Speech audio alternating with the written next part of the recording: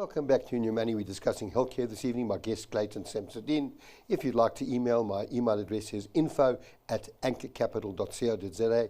Just to let you know, while we were taking the break, Clayton made me feel quite pale. I'm not sure if you can see it in my face, but he just informed me I'm a Discovery Classic Comprehensive Medical Aid member, and my increase is going to be 12.8% next year. At this point in time, that's enormous, 12.8%. I mean, if I think about that, how people are going to find that, in most cases it's after-tax money. Certainly if you're under the age of 65, there's still some benefits if you're over 65. We'll probably lose those in the years to come. Clayton, I've said that people should need to get hold of a healthcare consultant.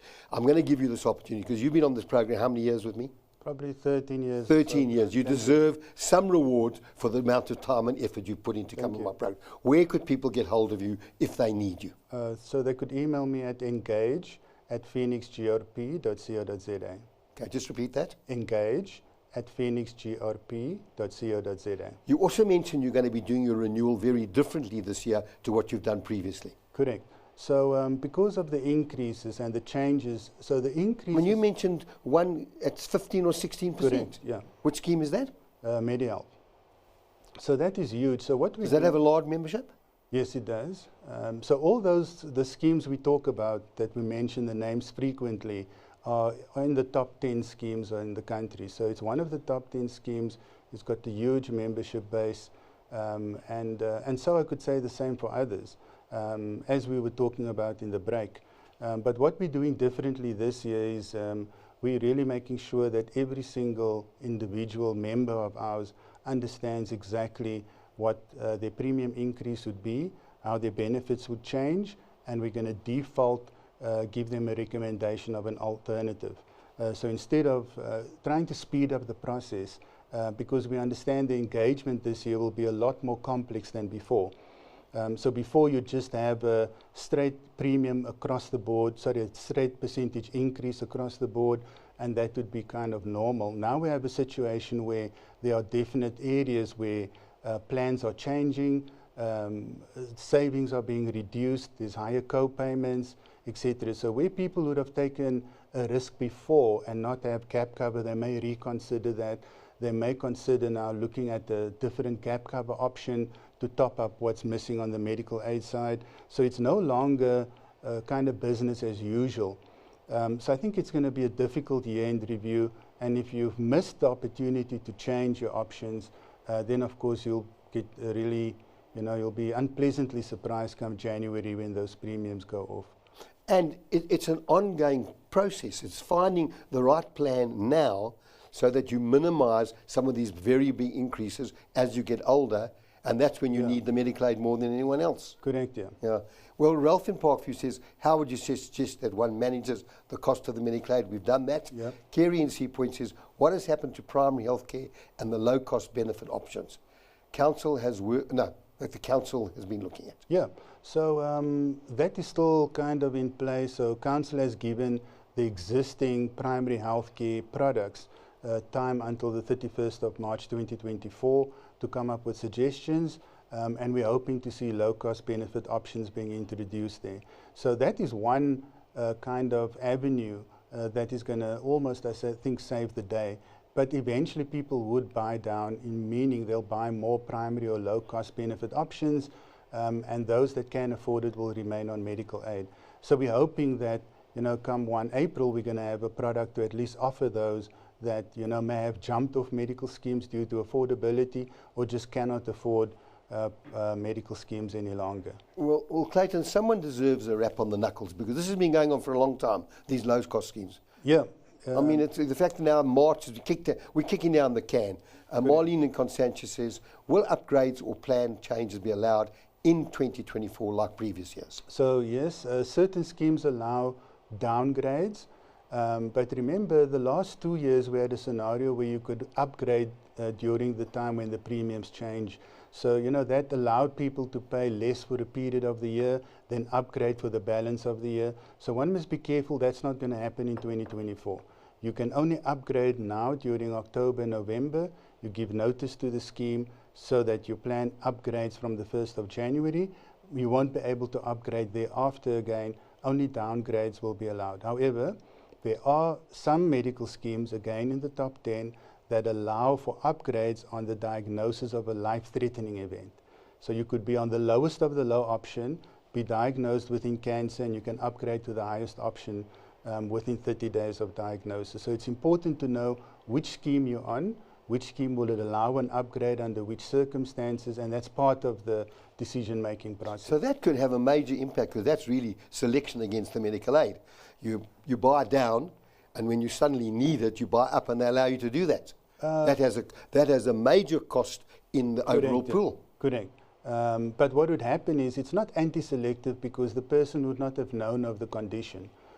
So this is upon diagnosis only. It's not if I know I have the condition and then I buy the lowest option, and then when I want to claim, I go to the highest option. So I think it's kind of one of the salient differences that some schemes offer in order to be different and more innovative than the others. And again, different schemes operate differently. Correct. Adam in Hillcrest says, I recently qualified as an accountant. I'm fit and healthy. What do I need to consider when selecting my medical aid cover? Well, again, the first thing is we start with a major medical cover that you need, meaning the rate of reimbursement for your for hospitalization. Is it 100, 200, 300? If you couple that with gap cover, it makes that argument a lot simpler. The next thing is to decide, are you comfortable using network hospitals? Because then you could get up to a 10% discount in premium. If you wanted access to any hospital, you wouldn't choose an option like that. Then look at your chronic utilization, and then your day-to-day cover needs. But we find that those that are young and healthy, who typically purchase a hospital medical scheme only, and they'll fund the day-to-day out of pocket. And then, of course, those that have looked at the network hospitals, and you'll be surprised. I mean, the network is really well developed. And so they'd be happy to go to those private network hospitals and then save another 10% on premium. And it doesn't mean you go to a network hospital or use a network doctor that you're getting an inferior doctor. No. I mean, I think 87 or 89% of the doctors are networked. Correct. Yeah. But so it doesn't mean, but people need to think about this very carefully. So now let me ask you this. If you're at a network hospital, but you can't, there's no one there that can do the procedure. Right. And you now are forced out of a network situation into a private situation where a doctor is going to charge 400, 500, 600%. So that's a very good question. There's a few parts to that. The first is, in an emergency, life-threatening situation, you can be admitted to any hospital. It's only for a planned or elective procedure that you need to use the network facility. So let's just say someone is, busy having a heart attack, they can be admitted to any hospital. If you're planning to have a procedure done, like let's say wisdom teeth removal, then you must go to the hospital in the network. If there isn't a bed available to you, you can go to the next closest hospital, not necessarily in the network. And if there isn't a specialist available, you can go to any specific hospital. It doesn't have to be a network hospital. So those are some of the nuances. And that's why I say to people, if you understand how network options work, it is a worthwhile consideration simply because of the premium that you're saving. Clayton, let's just talk about people are reluctant to pay fees to advisors. They think they can do it all in themselves. There's not very much you earn. No. Most of the medical aids have it built in, Yeah. and if you use it or don't use it, you lose it. It's not like you're going to get a discount in your medical aid. What sort of money does a broker earn on a comprehensive plan? So thank you. So the commissions are regulated, so it's 3% up to 116 Rand. So if a person's paying 2,000 Rand a month, we earn 60 Rand.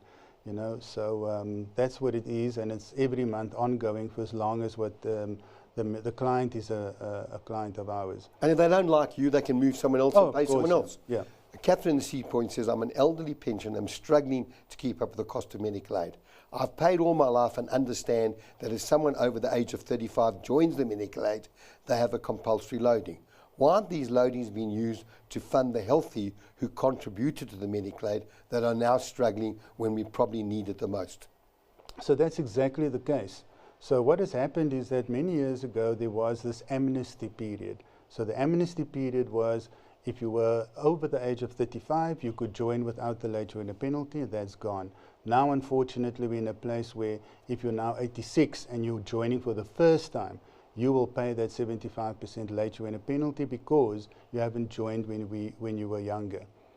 Okay, well, I'll take one more email. William in Grahamstown says, are medical aids obliged to cover poor mental health, and why is it limited to a particular number of visits? So the answer to that is yes, and we covered mental health on, I think, one of the other segments too.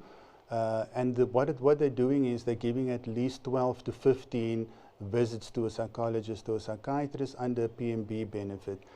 So those visits mean that, although it appears to be limited, but it's at least one consultation per month that is not coming from the member's pocket or medical savings account. So it is a risk benefit, and I think it's a welcome benefit, particularly in the mental health environment that I think we find ourselves in. Well, I'm sorry I didn't get through to all the emails I got. What I will do, I'll pass them on to Clayton and he will communicate further. In this recent week, South Africans were threatened by not being able to fly a flag or sing the national anthem because we had not complied with the doping code. Now we're trying to push through NHR as quickly as possible without considering all the objections. Government has not even finalised the opportunities for members to acquire low-cost benefit options, which in my opinion is much easier to implement. Pressure must be brought by all medical players to firstly, delay the NHR bill, and secondly, implement low-cost benefits. Clayton, thank you for joining me this evening. Pleasure. It's important to note that our program is to provide information and should not be construed as advice. Next week's program will once again be focusing on the short-term industry, and if you need to get hold of me, my details will appear on the screen. I'd like to thank you for watching, and good night.